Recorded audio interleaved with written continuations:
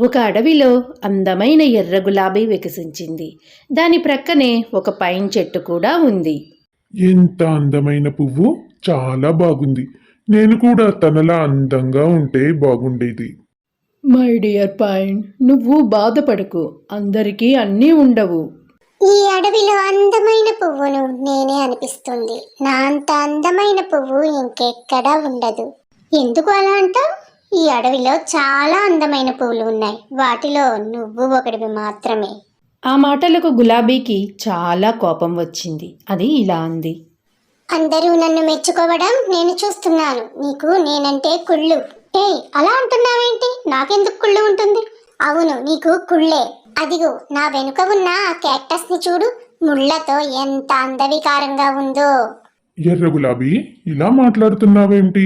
అందం అంటే ఏమిటో ఎవరు చెప్పగలరు? నీకు కూడా ముళ్ళు ఉన్నాయి, చూసుకో. గర్వంతో ఉన్న ఎర్ర గులాబీ పైన్ చెట్టు వైపు కోపంగా చూస్తూ ఇలా అంది.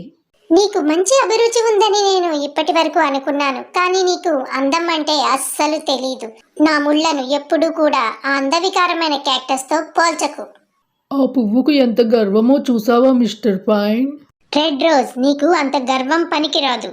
ఓ, నేను ఎంత ప్రయత్నించినా ఈ క్యాక్టస్ పక్క నుంచి ఒక్క అంగుళం కూడా కదలలేకపోతున్నాను. ఓ మై గాడ్, తను ఇలా ప్రవర్తిస్తోందేమిటి?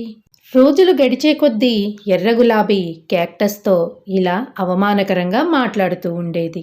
నువ్వు ఎందుకు పనికిరావు. నీ పొరుగు వాటినైనందుకు నేను చాలా విచారిస్తున్నాను. నీ ముళ్ళు, నీ రూపం, నిన్ను చూసి ఎవరైనా అసహ్యించుకుంటారు. కానీ క్యాక్టస్ మాత్రం తనని ఎప్పుడూ ఏమీ అనలేదు. పైగా తనకి సలహా ఇవ్వడానికి ప్రయత్నించింది. ప్రతి ఒక్కరూ ఏదో ఒక లక్ష్యంతోనే పుడతారు. దేవుడు ఏ లక్ష్యమూ లేకుండా ఎవరిని పుట్టించడు. ఇంతలో వసంతకాలం గడిచిపోయింది. వాతావరణం చాలా వెచ్చగా మారింది. వర్షాలు కూడా సరిగా లేకపోవడంతో ఎర్ర గులాబీ వాడిపోవడం ప్రారంభించింది.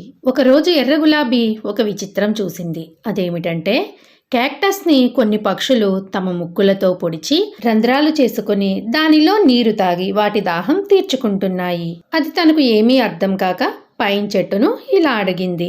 మిస్టర్ పైన్, ఆ పక్షులన్నీ క్యాక్టస్ కు రంధ్రాలు చేసి నీటిని తాగుతున్నాయి. అప్పుడు ఆ క్యాక్టస్ కు చాలా నొప్పిగా ఉంటుంది కదా, అయినా ఎందుకు తాగనిస్తోంది? అవును, నువ్వు చెప్పింది నిజమే. కానీ క్యాక్టస్ కు ఆ పక్షులు బాధపడుతూ ఉంటే చూడడం ఇష్టం లేదు. క్యాక్టస్ లో అంత నీరు ఉంటుందా? అవును, నువ్వు కూడా కావాలంటే దాని నుండి నీరు త్రాగవచ్చు. క్యాక్టస్ ను నువ్వు సహాయం అడిగితే ఆ పక్షులు నీకు నీళ్లు తీసుకువస్తాయి. క్యాక్టస్ను నీళ్లు అడగడానికి ఎర్ర గులాబీ చాలా సిగ్గుపడింది. మిస్టర్ క్యాక్టస్, నన్ను క్షమించు. రోజు నిన్ను ఎన్నో రకాలుగా అవమానించాను. ఇప్పుడు నిన్ను నీళ్లు అడగాలంటే నాకు సిగ్గుగా ఉంది. దయచేసి నీ నుంచి నాకు కొన్ని నీళ్లు ఇస్తావా? నా ప్రాణం పోయేలా ఉంది. క్యాక్టస్ చాలా దయతో అంగీకరించింది. పక్షులు తమ ముక్కులతో నీటిని నింపి గులాబీ వేళ్లకు నీరు పెట్టాయి. ఇప్పుడు గులాబీ ఒక కొత్త పాఠం నేర్చుకుంది. రూపాన్ని బట్టి ఎవరిని అంచనా వేయలేమని.